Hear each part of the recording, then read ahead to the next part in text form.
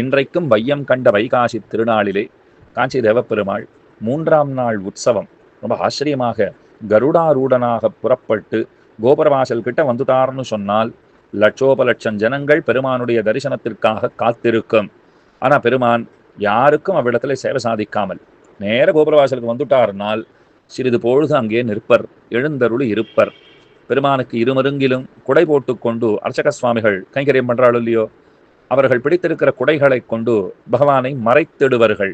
என்னத்துக்காக அப்படி மறைக்கிறான்னால், அப்ப ஜனங்க பேசிப்பா, இல்ல இல்ல இப்ப கொஞ்ச நேரத்துக்காக பகவான் சோழசிம்மபுரம் போயின்னு இருக்கார், அங்கே போய் தொட்டையாச்சாரிய சுவாமிக்கு அனுகிரகம் பண்ணிட்டு அவர் திரும்ப வருவார் அப்படின்னு பேசிப்பா. எங்களுக்கெல்லாம் சின்ன வயசுல ரொம்ப ஆச்சரியமா இருக்கும். சோழசிம்மபுரம் எங்கோ இருக்கிறது, தேவப்பெருமாள் சந்நிதி இங்கே காஞ்சிபுரத்திலே, அதுவும் பின்மால 5 மணிக்கு 4 மணிக்கு வாகன மண்டபத்திலேருந்து புறப்பட்டுட்டார்னால் ஆழ்வார் பிராகாரமாகி கோபுரவாசலுக்கு வந்து நிற்கும்போது மணி நிச்சயம் 5 ஆகிவிடும்.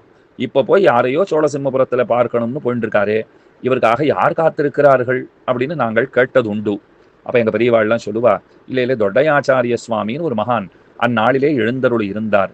வருடம் தவறாமல் சோழசிம்மபுரத்திலிருந்து, அதாவது இன்றைக்கு இருக்கிற சோளிங்கர், அங்கிருந்து புறப்பட்டு வந்து காஞ்சி தேவப்பெருமாளை கருட வாகனத்திலே சேவிப்பதை வழக்கமாக கொண்டிருந்தவர். வயோதிகத்தின் காரணமாக ஒரு சமயம் அவராலே வர முடியவில்லை. தக்கான் குளத்துக்கு எழுந்துவிட்டார். கார்த்தாலே அனுஷ்டானங்களை பண்ணணும் இல்லையோ, விமால வந்தாச்சு. தக்கான் குளத்திற்கு வந்தார்.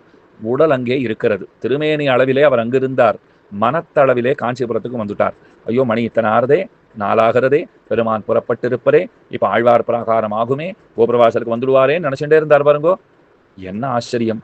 இங்கு அனைவருக்கும் சேவை சாதித்துக் கொண்டிருந்த பெருமாள் ஒரு கணம் அங்கே காட்சி அளித்தான்.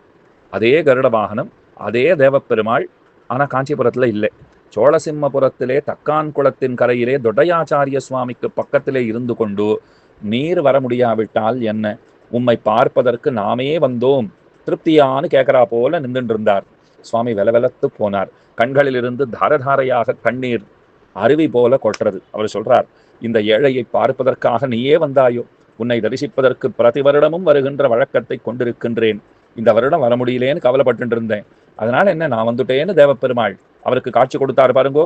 அப்படி காட்சி கொடுத்தது சத்தியம்தாங்கிறத நமக்கு நிரூபிக்கும் விதமாக இன்றைக்கும் தொட்டையாச்சாரிய சேவை, அந்த சுவாமிக்கு பெருமான் சாதித்தருளும் சேவை காஞ்சிபுரத்திலே பிரம்மோற்சவத்திலே அனுஷ்டிக்கப்படுகிறது. இங்கே இருந்து பெருமாள் அங்க போய் சோழசிம்மபுரத்துல சேவை சாதிச்சார் பாருங்கோ.